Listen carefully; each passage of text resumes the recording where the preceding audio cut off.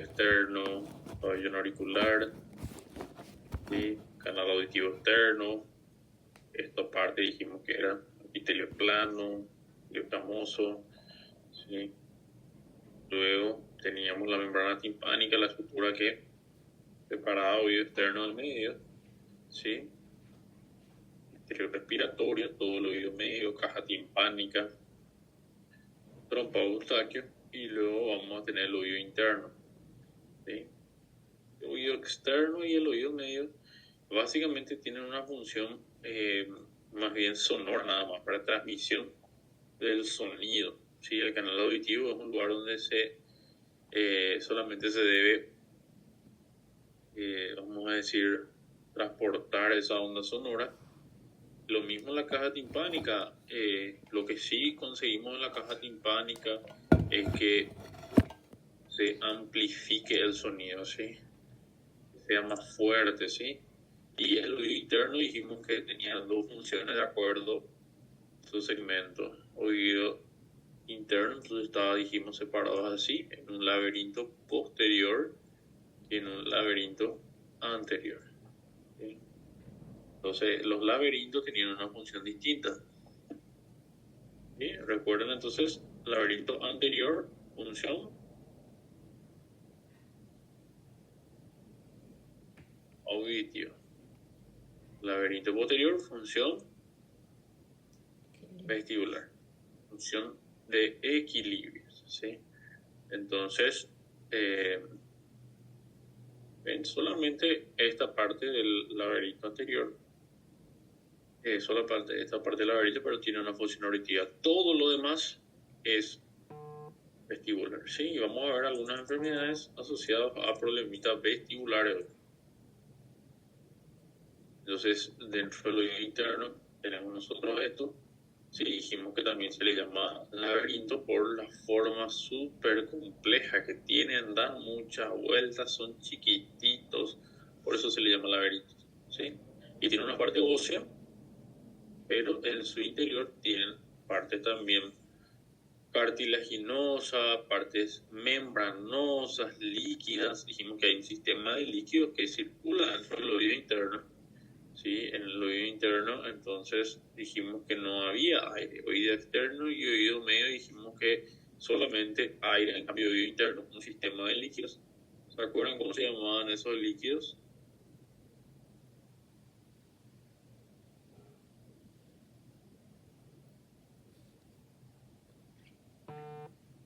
Perilinfa.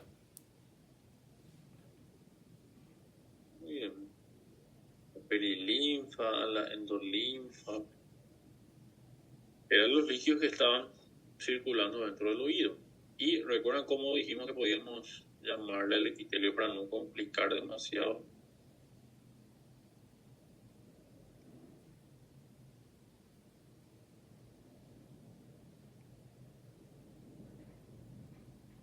Dijimos que el oído interno tenía algo que podíamos conocerlo como neuroepitelio. Realmente, dentro de esto, dentro de los laberintos, nosotros tenemos unas áreas en donde se concentran el mayor número de estas células, que son unas células ciliadas y que se mueven conforme al movimiento de los líquidos. Los líquidos se mueven, le estimulan entonces a estas células ciliadas, se despolarizan y como ven acá en la imagen de la derecha, son como unos cilios lo que tienen en la región apical, pero en la región basal finalmente son las que conforman a los nervios, ¿sí? Ya sea nervio coclear, nervio vestibular. Entonces por eso dijimos neuroepitelio, ¿sí? Es una célula que tiene nada más esa forma ciliada, pero en realidad básicamente lo que hacen es transmitir ese estímulo y el conjunto de estas células da lugar al nervio, ¿sí? Ya sea el nervio vestibular en este caso, aquí en las máculas, o a nivel de las cócleas en el órgano de Corti. Yo no les voy a preguntar tan profundo la fisiología, solamente les estoy comentando. Esto no va a ser tema de examen, ¿verdad? Tenemos nosotros muchos órganos que van a contribuir con el equilibrio. ¿sí? Entonces, algunos de estos órganos, qué le parece a ustedes? Para que uno esté parado, ¿de qué órganos necesitan? Parado, vamos a suponer que estamos dando la clase presencial. ¿De qué sistema o qué órgano necesito yo para mantenerme de pie sin caerme, sin tener tontura?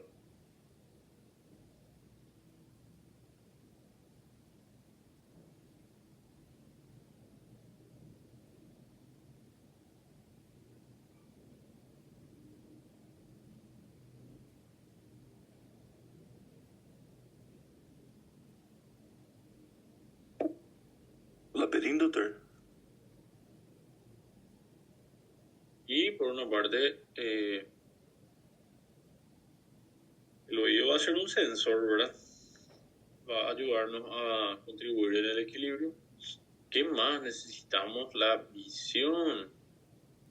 Sí, necesitamos estar viendo. Olho fechado, hay pacientes que se caen. ¿Sí? Necesitamos el tono muscular, las articulaciones. Necesitamos un poco del cerebelo que también contribuye. Entonces, estos 4 órganos van a ser importantes para transmitir señales referentes a el estado de equilibrio que tenemos. Todo eso envía señales al tronco del encéfalo, ¿sí? Y finalmente, si están en armonía, el paciente no debería tener vértigo. Si uno de estos está enfermo, entonces el paciente va a sentir desequilibrio.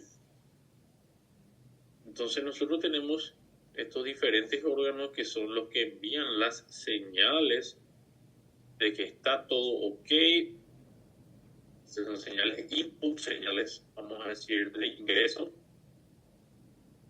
Y se procesa, dijimos nosotros, y luego tenemos diferentes formas de evaluarle al paciente para explorar si funcionan correctamente estos órganos.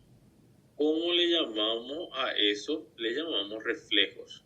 Entonces nosotros lo que buscamos en los pacientes con vértigo son ciertos reflejos, ¿sí? Entonces vamos a empezar con este reflejo, se llama vestíbulo ocular. Todos los reflejos van a ser vestibulares, ¿verdad? Porque vestibular se refiere entonces a esta conexión entre lo que es el oído y en este caso ojos. Y enfermedades del oído, enfermedades vestibulares, cómo eso se puede manifestar a nivel ocular. Y le miramos nosotros los ojos a estos pacientes. ¿Qué es lo que tiene ese paciente? Le estoy mostrando ese video. ¿Cómo se llama eso?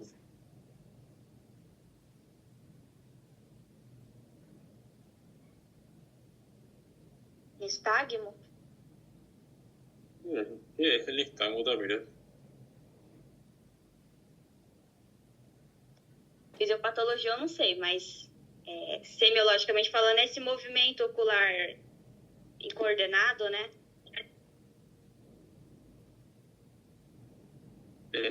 No te preocupes, no te pido una definición muy complicada.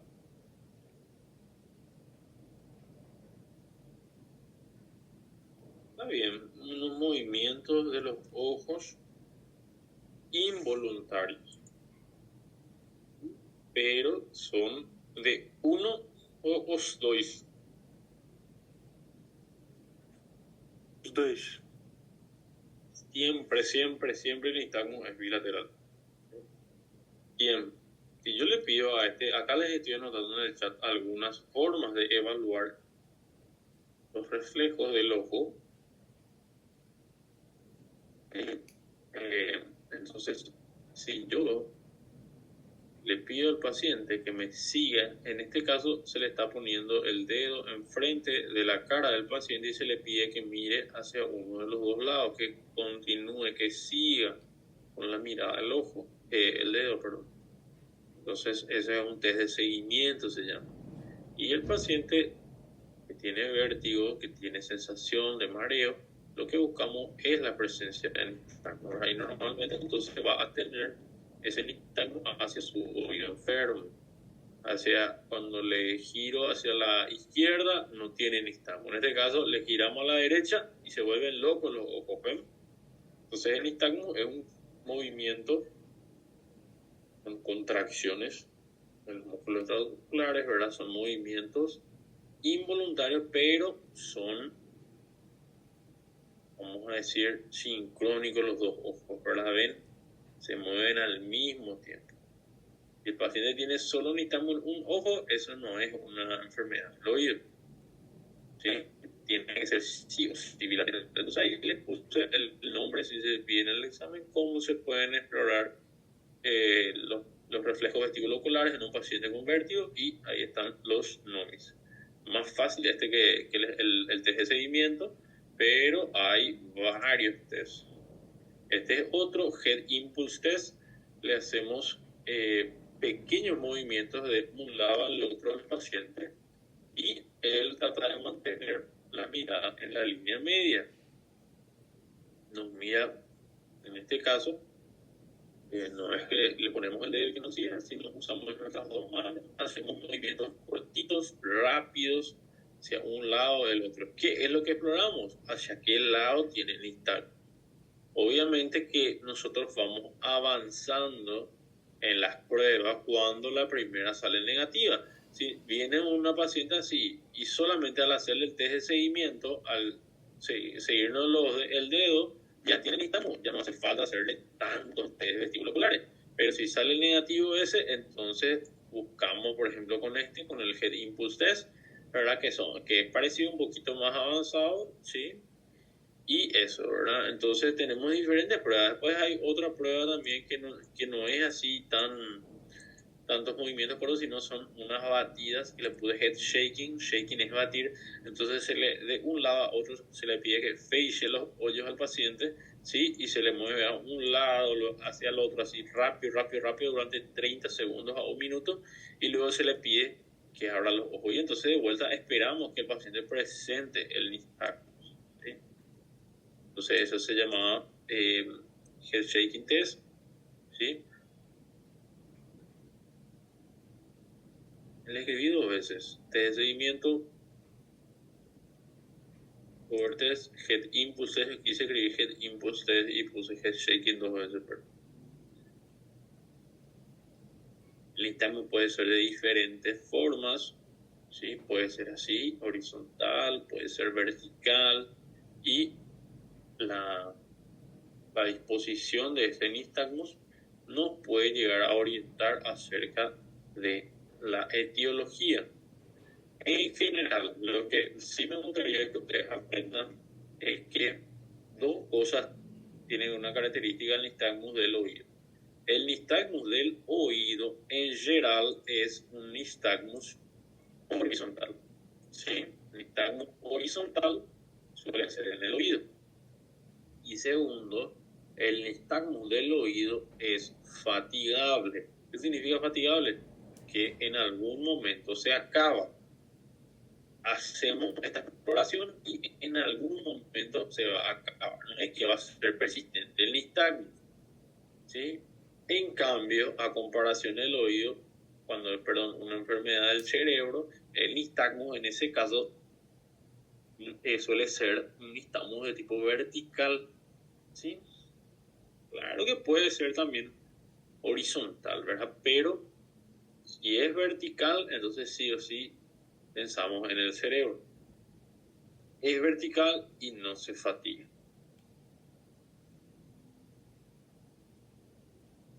Eso con respecto entonces al nistagmo.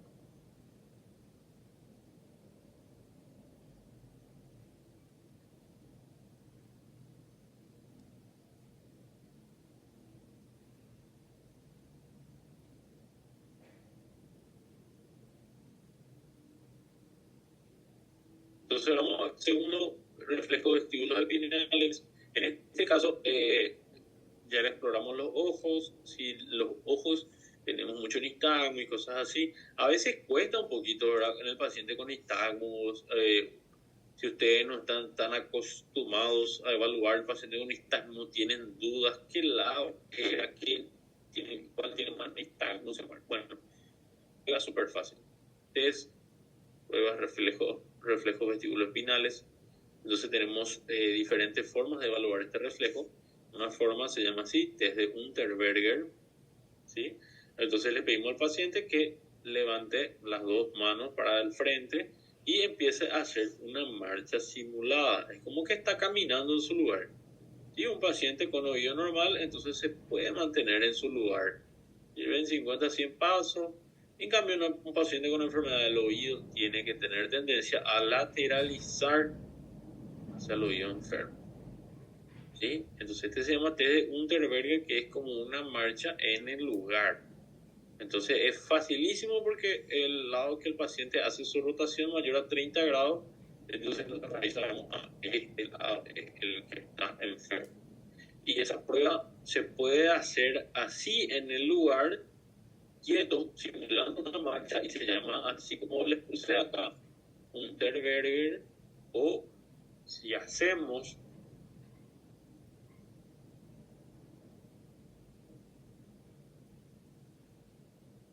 el otro en el chat, pueden explorar de otra forma también el reflejo vestíbulo espinal. Una opción que hago muy comúnmente en los pacientes, principalmente cuando me cuesta mucho hacerles este test porque están en la cama, están muy complicados y quiero obtener un dato, les pido que quede así con las manos tendidas. Eso se llama test de Varani. El test de Varani consiste en mantener ese tono muscular, paciente sentado o parado, ¿verdad? Pero sin hacer nada, fechando los ojos y extendiendo las manos. Entonces, ¿qué es lo que yo evalúo con el test de Varani? El tono muscular también, ¿verdad? Entonces, un paciente con una enfermedad del oído no debería tener ningún inconveniente en mantener ese tono muscular. Pero ¿qué pasa si yo le digo al paciente que extienda los brazos y un brazo cae? ¿Dónde va a estar el problema?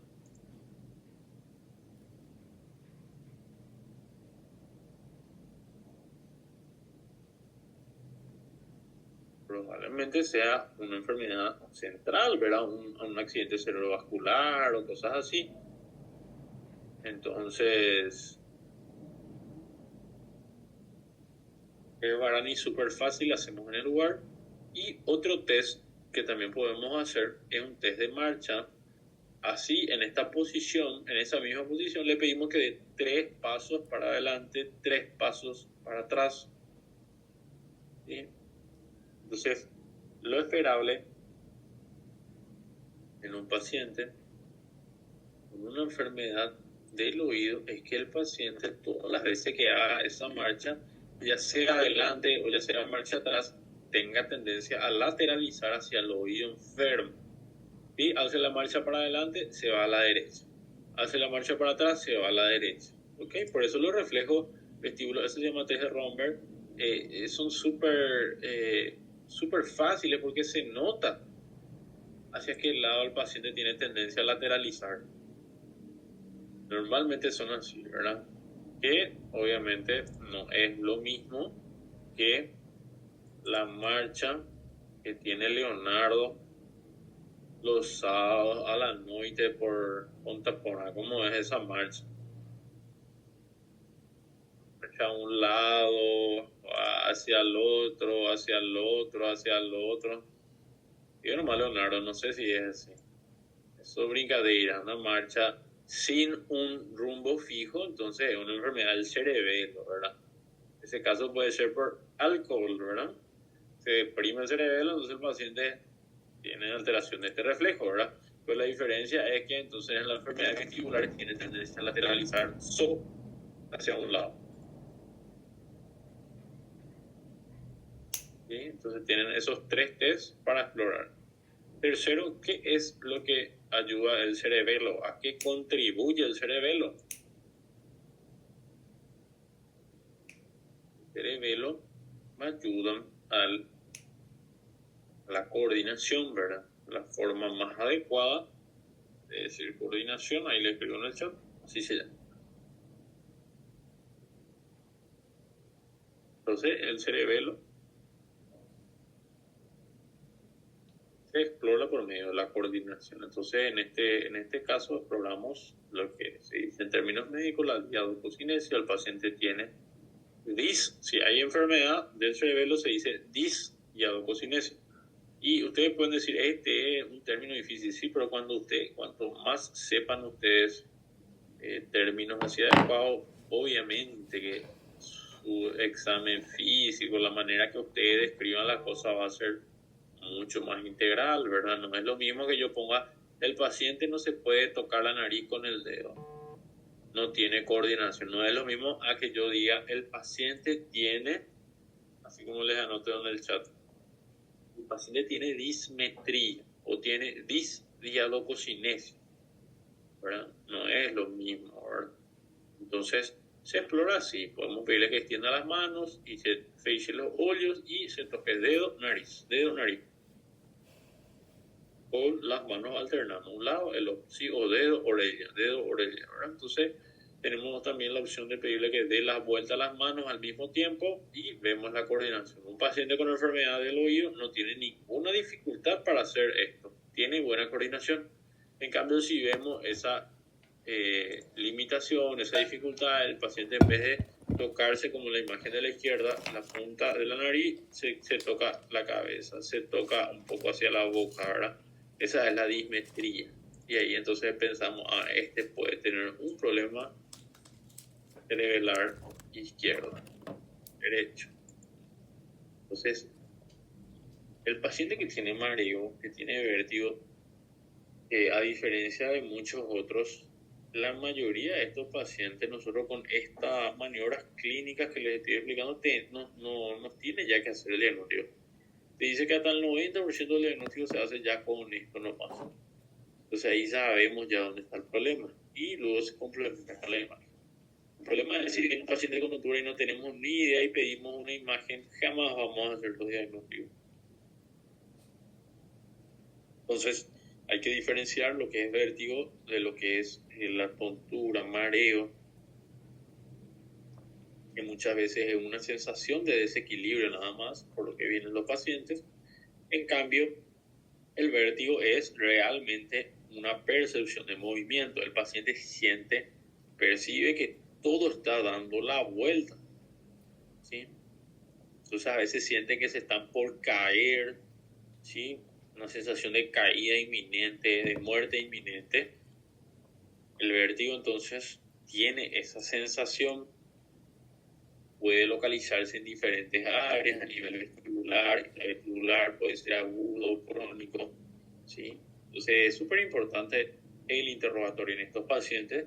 Entonces, en lo que es el tiempo de evolución, hay que preguntarle al paciente, ¿es la primera vez que se te presenta el cuadro?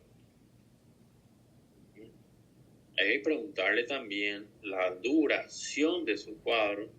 Entonces, si es un cuadro de mareo de unos segundos o es algo de minutos, de horas de duración, ¿sí? Hay que preguntarle también síntomas acompañantes. Entonces, vamos a ver algunas enfermedades enseguida, que preguntar acerca de síntomas acompañantes y, por último, ¿verdad?, preguntarle qué realiza para que eso se detenga, ¿verdad? Una pregunta también que cuesta más que ellos nos respondan es si el paciente le asocia a algo en específico, ¿verdad? Sí, al acostarme o en el auto. Entonces, es así el cuadro de mareo, ¿verdad? Entonces, vamos a poner unos ejemplos súper fáciles para la localización del vértigo enseguida, ¿sí?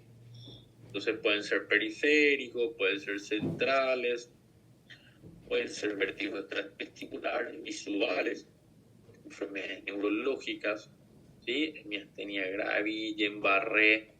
La misma edad avanzada te da una polineuropatía, enfermedades somatosensoriales, causas psiquiátricas también te pueden dar, ¿sí? Y tenemos agudo, crónico, recurrente. Bueno, les voy a poner unos casos en base a los órganos en los que dijimos que puede presentarse el vértigo, ¿verdad? ¿Cuáles pueden ser los responsables? No es para que se compliquen, ¿verdad? Pero les voy a preguntar a ver qué piensan.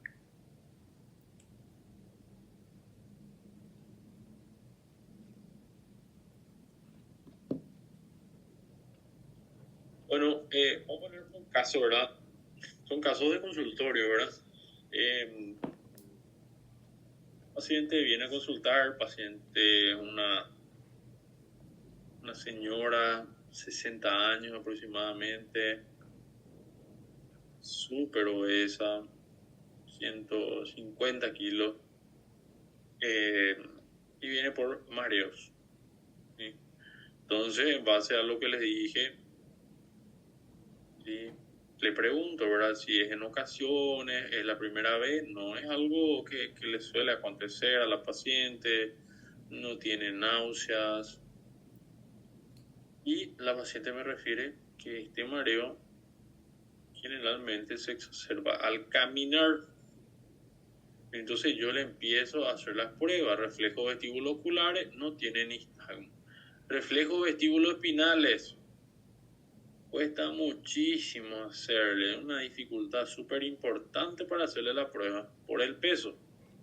Entonces ahí así lo que yo me mareo, doctor. Entonces, bueno, ahí ya sé dónde está su problema. ¿Dónde está su problema? ¿En cuál de los 4 órganos que contribuye al equilibrio?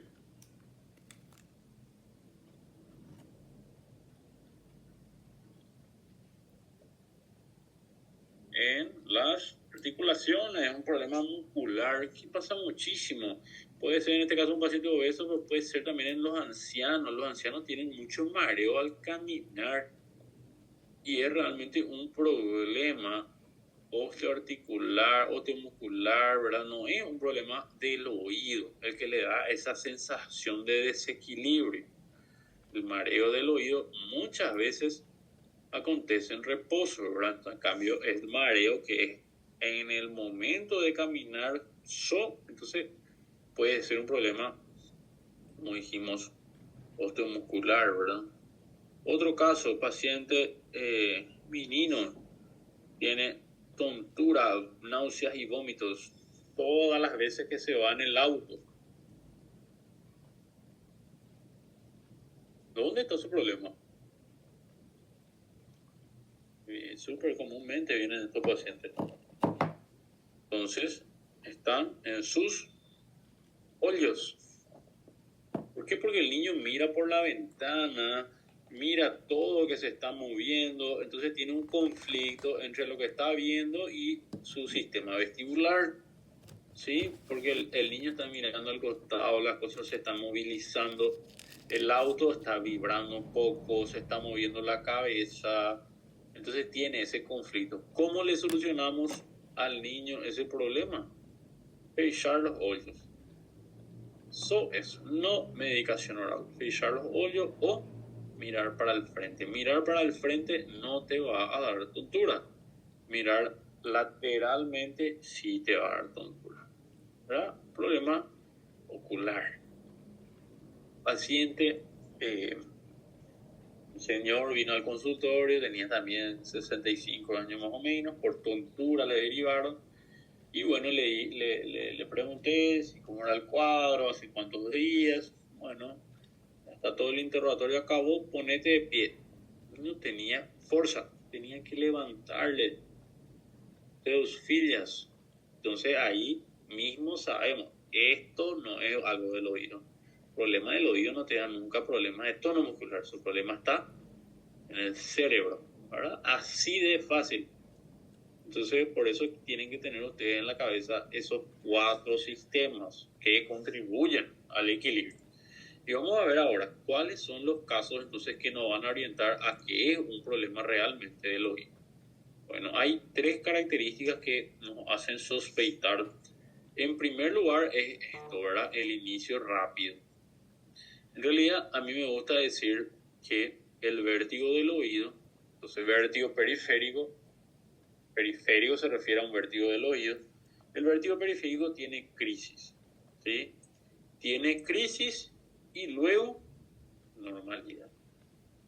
O sea, significa que el paciente está haciendo su vida normal, y de un segundo a otro, una crisis de vértigo. ¿Sí? Después de un minuto, después de una hora, normal. Cesa totalmente los síntomas. Entonces, primera característica del vértigo periférico, crisis, normalidad. Segunda característica, tiene mucho cortejo vegetativo. ¿Sí? Tiene un reflejo vagal en ese momento. La crisis es intensa. Pueden tener sudoración, taquicardia, palidez, vómitos, ¿sí? Entonces significa que la crisis es muy intensa. Y luego podemos decir que cualquier tipo de cambio en la audición nos puede orientar a que el problema está en el oído. O sea, paciente que tiene vértigo y en ese momento tiene zumbidos en el oído, cambios auditivos, sensación de oído tapado. Entonces eso nos va a orientar a su causa de vértigo podría estar en el oído. Bien. Entonces esas son las tres características que me hacen sospechar que es una enfermedad del oído. Crisis, cortejo vegetativo importante y síntomas auditivos. ¿Cómo es a diferencia el vértigo del cerebro? En vez de que dé una crisis, así. Entonces, el paciente tiene un cuadro de vértigo hoy, esta noche está peor, a mañana peor, después peor, ¿ok? No es que tiene una crisis y después se siente normal, no. Es progresivo, es largo y cada día va complicándose un poco más. Segunda característica, en este caso no siempre está asociado a cortejo vegetativo, no siempre es tan intenso porque como no es una crisis, el cuadro va de a poco avanzando, ¿verdad? Y esto es lo más importante, ¿verdad? Que el cuadro esté asociado a síntomas centrales. Entonces hay muchísimos síntomas centrales y vamos a ver dos casos de vértigo central, pero acá les pongo algunos ejemplos, ¿verdad? Alteración del estado de conciencia, visión doble, dificultad para hablar, alteración, desorientación, ¿sí? Afectación de pares craneales. Y entonces esas tres características nos van a hacer pensar de que el vértigo es central. Además de eso, dijimos que al examen físico, el nistagmus, en el vértigo periférico, ¿cómo le dije que era en Gerardo?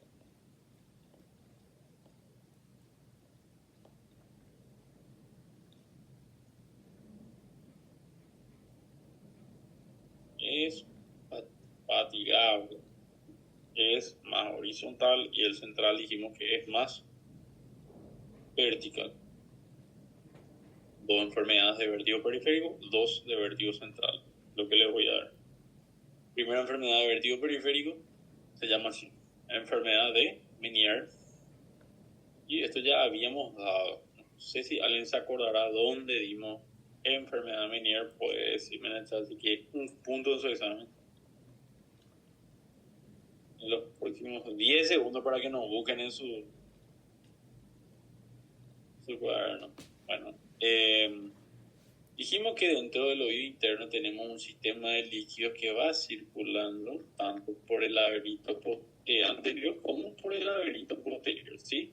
La endolinfa, la perilinfa. Esos son dos líquidos que circulan en diferentes rampas, en diferentes niveles que dijimos que tenían. Entonces, para que funcione correctamente, entonces se mantienen separados esos, ¿sí? En un oído normal, y en esta enfermedad que se llama enfermedad de Meniere tenemos un aumento súbito de presión de estos líquidos, ¿sí? Están circulando a una presión normal y luego suben a una presión exagerada, ¿Y qué ocasiona eso? Que se rompan las membranas que separan a estas estructuras y se misturen. Entonces, ¿qué acontece en ese momento? El paciente tiene muchísima tontura, ¿verdad? Y en este caso, ¿a cuál laberinto va a afectar? Al laberinto anterior y al laberinto posterior, porque se mezcla todo el líquido, ¿verdad? Entonces, así se llama, esa es la causa, ¿verdad?, de la enfermedad de Meniere, un aumento de la presión de los líquidos, ¿sí? ¿Y cómo se va a manifestar? Entonces, con síntomas auditivos y con síntomas vestibulares, con los dos tipos de síntomas. Entonces, son pacientes que se sienten normal y tienen una crisis que se manifiesta con una tríada, 3 síntomas clásicos. Entonces, es un vértigo, ¿sí? Vértigo tipo periférico, ¿verdad? Un vértigo del oído. Segundo síntoma es una hipoacusia. Y tercer síntoma, zumbidos o acúfenos, ¿verdad? Es la misma cosa decir zumbido que decir tinnitus o decir acúfenos. Por eso le digo que en el interrogatorio es súper importante preguntar por síntomas acompañantes. Esto es un diagnóstico que hacemos en el consultorio. Si viene un paciente, tengo tontura muy intensa, náusea, vómito, ¿sí?, cambio auditivo, entonces yo sospecho de esto. ¿Sí? Si vamos a entrar un poquito más, eso es lo más importante, ¿verdad? Si yo le pongo un caso clínico en el examen, va a ser así. Más común en hombres, 40 años aproximadamente. ¿Sí? Entonces, hablando específicamente del vértigo, ¿cómo es el vértigo? Entonces, es un vértigo periférico. Te da náuseas, te da vómitos. ¿Cuánto dura este vértigo? Y dura más o menos 1 a 4 horas. Era un vértigo un poco extenso. Ahora, la crisis no es tan pequeñita, muchas veces estos pacientes se tienen que internar en el hospital. ¿Sí?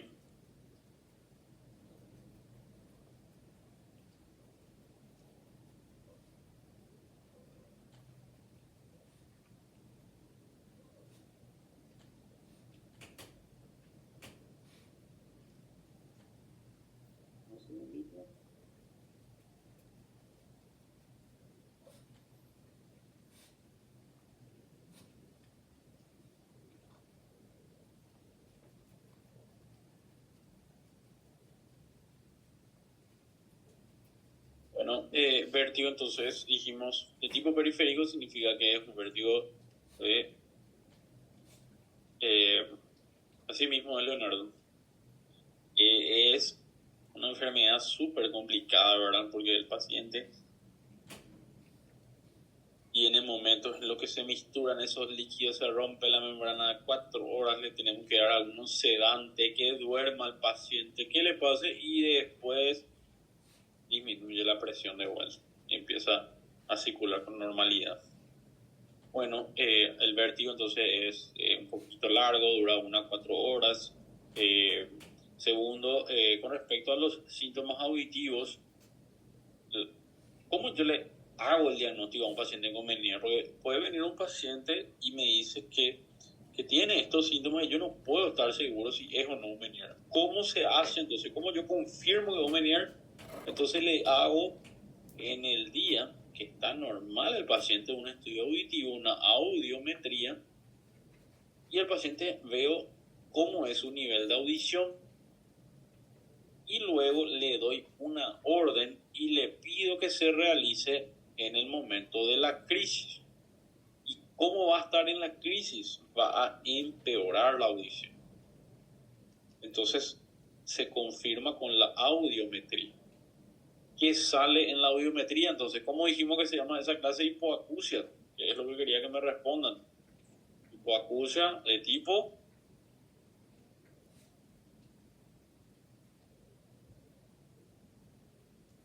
dimos el ejemplo en la clase de hipoacusia. ¿Cómo está, mira? De condução? No. Neurosensorial, doutor. Está bien. El neurosensorial y de tipo fluctuante. ¿Sí? fluctuante, cambia. Un día bien, otro día mal.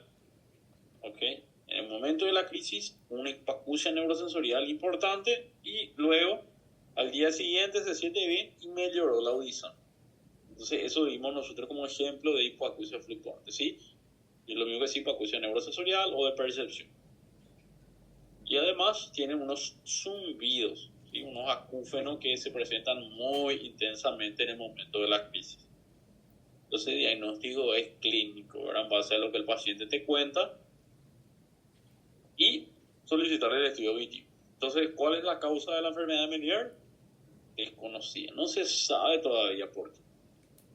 Si tenemos una enfermedad, por ejemplo, después de un trauma de cráneo, una sífilis o cosas así, en donde son enfermedades en las que aumenta el nivel de líquido, entonces eso se llama síndrome de Meniere. Cuando hay causa conocida, se llama síndrome. Cuando no sabemos por qué, entonces es la enfermedad de Meniere. Entonces, eso, ¿verdad? Hay muchísimas hipótesis. Realmente recuerdan que la endolinfa era rica en potasio, perilinfa rica en sodio, y por eso se vuelve loco este neuroepitelio del oído interno. ¿Sí? Entonces, un vértigo que suele ser importante, hipoacusia, ¿sí?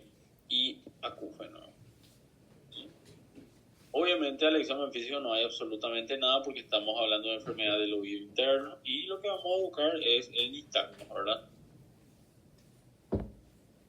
Estudios auditivos, entonces hipoacusia neurosensorial y imágenes.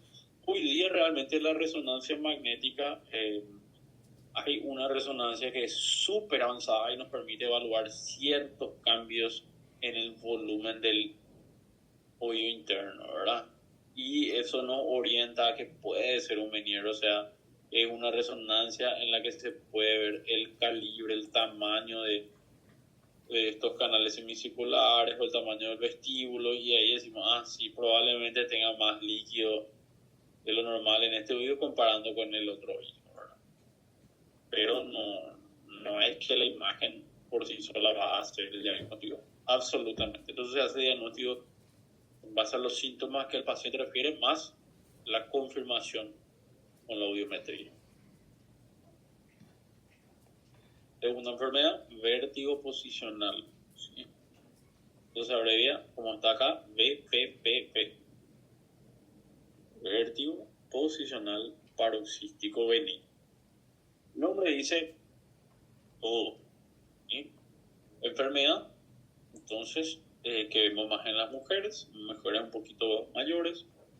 Y yo comúnmente veo 50, 60 años, mayormente está pacientes. ¿Y qué es lo que acontece? Vamos a explicar de vuelta. Recuerden que la fisiopatología yo no les pregunto en el examen, es solamente como para que ustedes entiendan un poquitito mejor esto. ¿Sí? Dijimos que el oído interno tiene laberintos y en el laberinto posterior nosotros tenemos unos líquidos que van circulando constantemente, dijimos, ¿verdad? También tenemos unas pequeñas partículas que son como unas pequeñas piedras, y así como la piedra en la vesícula, si van a lembrar, ¿sí? Son unas partículas que circulan por el canal semicircular. El oído interno tiene dos partes, ¿verdad? Una que es el vestíbulo y otro el canal semicircular, ¿verdad? Entonces, estas circulan por el canal semicircular, llegan al vestíbulo, se rompen, se quiebran en pedacitos y vuelven a circular por el canal semicircular. Eso es algo que acontece todo el tiempo. Pero, ¿qué pasa si una partícula se queda aquí, obstruyendo el canal? Entonces no hay circulación de líquido, y ¿qué va a percibir el paciente? Va a percibir muchísima tontura. Entonces es una enfermedad en donde tenemos una obstrucción de una partícula, ¿sí? Otoconias, son partículas, esto se llama canalolitiasis, porque canal semicircular es, ¿verdad? Lo que está enfermo, y es una litiasis, ¿verdad? Entonces, en ese momento, el paciente tiene un cuadro de vértigo, ¿no? Es otoconia, otolito se llama en realidad. Otoconia está mal escrito ahí. Entonces, vamos a ver un videito a ver si muestra algo. Entonces tenemos las partículas que están ahí a nivel del vestíbulo, se deberían estar quebrando en muchos pedacitos para que no acontezca el vértigo, ¿verdad? Entonces esas se meten en los canales semicirculares, ¿sí? En los tres canales, tenemos tres canales, un canal semicircular superior, uno horizontal y otro posterior, en donde pueden circular las partículas, ¿verdad? Entonces, lo normal es que se vayan moviendo y lleguen al vestíbulo, ¿sí? Entonces, no hay vértigo, pero si estas partículas se quedan en un lugar obstruyendo, entonces ahí se presenta. Entonces, ¿en qué momento se va a obstruir la partícula? Y eso va a depender del movimiento de la cabeza. Vamos a ver cómo son los ejercicios, ¿sí? Entonces tenemos una litiasis ahí, tenemos vértigo, ¿verdad? Entonces se llama así vértigo posicional. ¿Por qué? Porque siempre se desencadena solamente al realizar cierta posición. Entonces, cuando hablábamos nosotros de una pregunta importante que le hacemos a los pacientes con vértigo, dijimos que era en qué momento se exacerba, en qué momento se presenta el cuadro, ¿verdad? Y en este caso el paciente nos dice al acostarse, ¿sí? O al, por ejemplo, agacharse, al agachar, al abaixar la cabeza.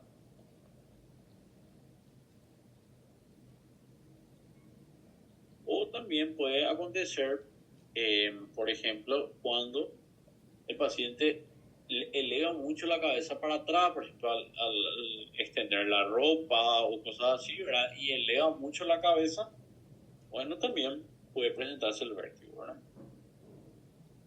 Es un vértigo de tipo periférico, una enfermedad del oído, ¿verdad? Entonces significa que te va a dar síntomas vegetativos, ¿verdad? El paciente está en la cama, se da la vuelta de un lado a otro y siente que todo se da la vuelta, náusea, puede vomitar, tiene taquicardia, pero dura solo unos segundos, ¿sí? Unos segundos nada más dura esto. Y luego pasa totalmente. Es una característica entonces de vértigo periférico, crisis normalidad, ¿verdad? Entonces, exacerbado por cambios en las posiciones, ¿sí? Y se llama benigno porque no te va a matar esto, ¿sí? Esto le genera mucha preocupación al paciente por lo intenso que es, pero esto no les va a matar.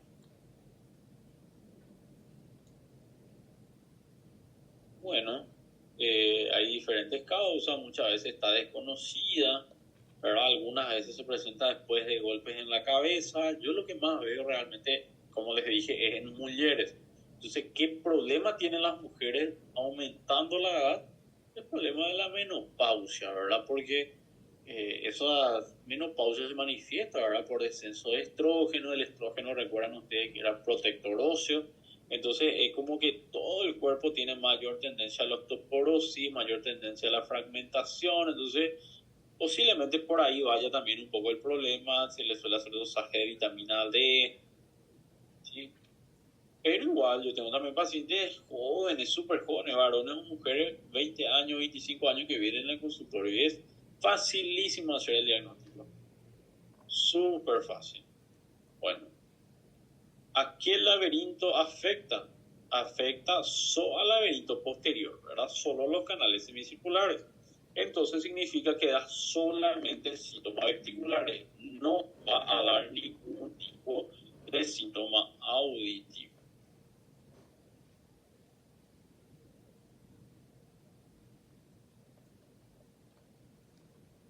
Esta es una paciente.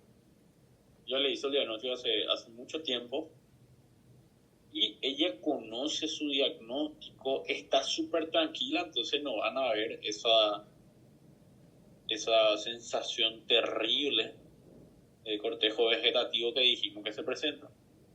Este es un vértigo, dijimos que puede ser en uno de los tres canales semicirculares. En este caso es un vértigo del canal semicircular lateral. Míralo. Gira a la derecha, la señora él está grabando. ¿Y qué es lo que vamos a buscar con este cambio de posición de la cabeza? La presencia de algo. Entonces, ven ustedes cómo ella empieza a tener un nistagmo de tipo horizontal. ¿sí? Los movimientos entonces bilaterales, simétricos. Y ver, ella no tiene náusea, no tiene vómito, pero porque ella ya está tranquila, ya sabe su diagnóstico. ¿Sí? Siempre hay que esperar que el nistagmus se detenga y luego se pasa al otro lado. En este caso no se esperó demasiado, ¿verdad? Porque era para el videíto nada más. Y vamos a ver el otro lado, le giramos. Este es un caso súper difícil en realidad. Normalmente el nistagmo es solo hacia uno de los dos lados. Pero justamente el canal semicircular lateral te da nistagmo bilateral. Entonces ahí ustedes pueden decir, ¿qué es esto? ¿Cómo tiene nistagmo en los dos lados? Bueno, se considera que el oído enfermo es hacia el que tiene nistagmo más. El lado mucho más lento, el otro era súper nistagmo. Entonces asociado a una enfermedad, un vértigo posicional del canal semicircular lateral derecho. Entonces se trata solo con ejercicio.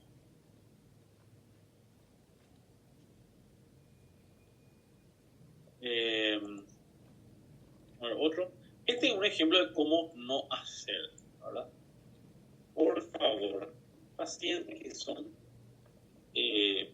tienen enfermedades del pescozo, ancianos son los que más tienen esta enfermedad, entonces con cuidado. Miren un poco esto. ¿Así? No. Rápido. Miren. Ahí le quebró el pescozo. Encontró el nistagmo, pero el paciente fue embora. Así le dicen ustedes. El paciente fue al cielo, se fue el paciente. Le quebraste la médula, ¿verdad? Entonces, se puede explorar el nistagmo con el cambio de posiciones, pero hay que tener cuidado ahí. No hace falta que hagan con violencia estos movimientos, ¿sí? Bueno. Y esto se trata con ejercicios, ¿verdad? El tratamiento con ejercicios. Este es el videonistagmógrafo que usamos en el consultorio, ¿verdad? Para mirar mejor el nistagmus.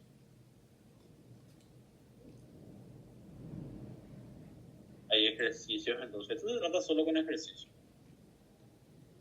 Porque es un problema mecánico. Entonces, si el examen sale cuál es el vértigo que no necesita medicamento para su tratamiento, y es el vértigo posicional. Hace ejercicios en la cama, le enseñamos al paciente que haga en su casa. Y acá están las maniobras. Entonces, esto es lo que me gustaría que vean también. A ver, citar. Alguno por lo menos.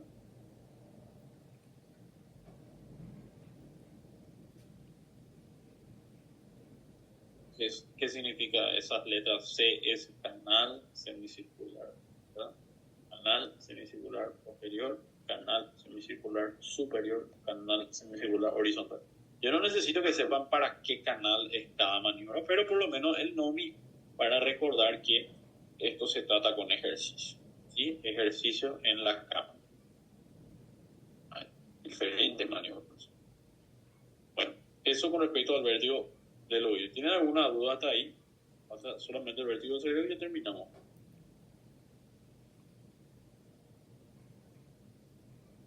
Bueno, vértigo central. Vamos a hablar primero de la migraña vestibular. ¿Alguien de ustedes tiene migraña, jaqueca?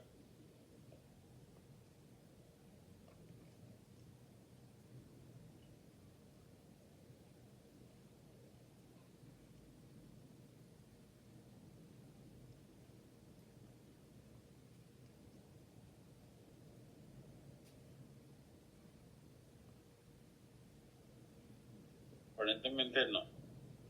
Bueno, vamos a hablar de las características de la migraña. ¿Cómo era la migraña? La migraña era una enfermedad que te da una cefalea con 4 características, ¿verdad? Entonces, vamos a repetir esas 4 características. Cefalea, que es unilateral, afecta un lado de la cabeza, ¿sí? Unilateral. Segundo, cefalea de tipo pulsátil. Tercero, cefalea de duración prolongada, dura 4 a 72 horas, larga la cefalea. Y por cuarta característica, podemos decir que te da muchas veces un aura.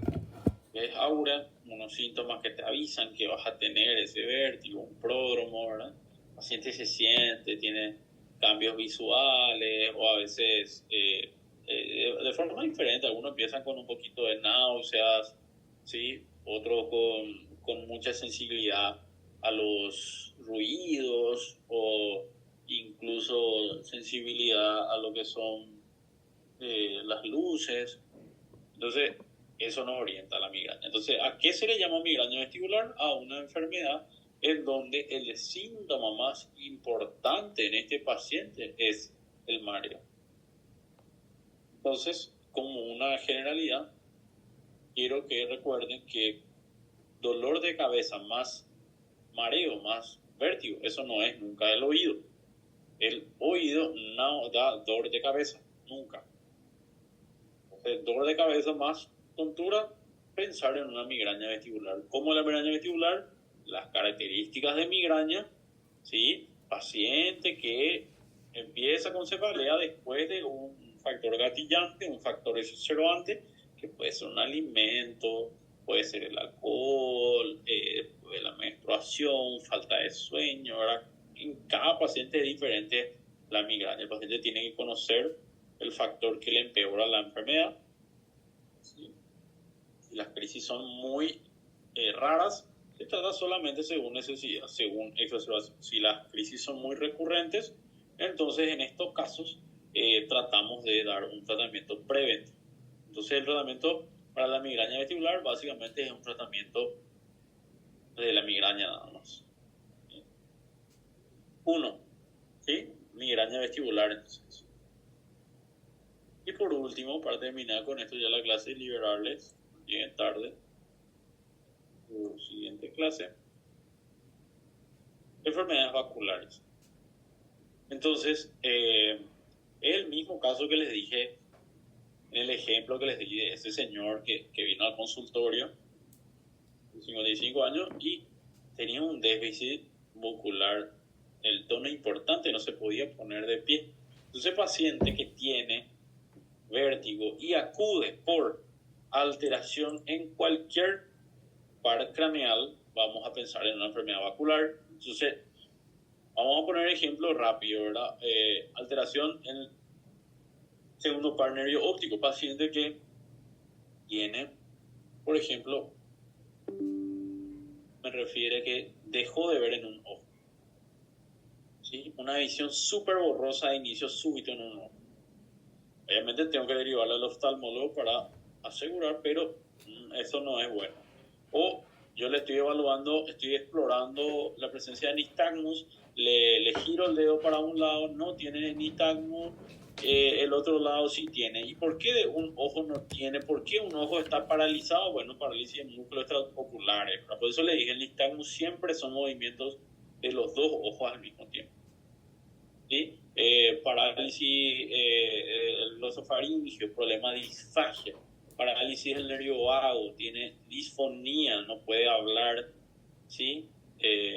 Alteración de la conciencia, cualquier alteración del estado de conciencia nos va a hacer pensar en una enfermedad del cerebro. Paciente con tontura y que perdió la conciencia, se desmayó, eso no es nunca del oído, siempre es del cerebro. Cefalea del cerebro.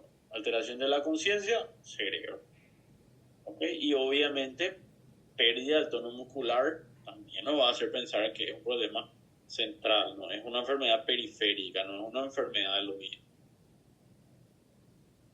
Entonces, clínicamente, súper fácil hacer estas hipótesis diagnósticas. Solamente en este caso, es uno de los casos que tenemos que escucharle al paciente. No es como una consulta por una faringitis, doctor, me duele la garganta, horoscopía, sí, vos le contás, tenés esto, vamos a tratar así.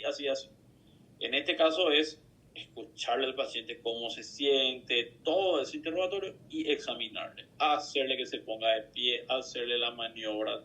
Esto no podemos diagnosticar Jamás, si es que no le dejamos hablar al paciente, ¿sí? Un estudio complementario en cualquier paciente con tontura, si quieren pedir uno, va a ser la resonancia, ¿sí? RM con gadolínio y resonancia con contraste. Ese sería el estudio más útil, ¿sí?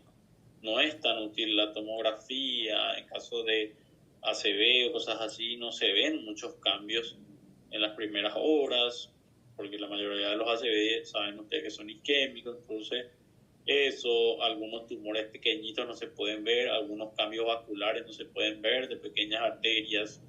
Entonces, la resonancia magnética con contraste va a ser la opción de elección ante enfermedades del oído interno y como enfermedades vestibulares.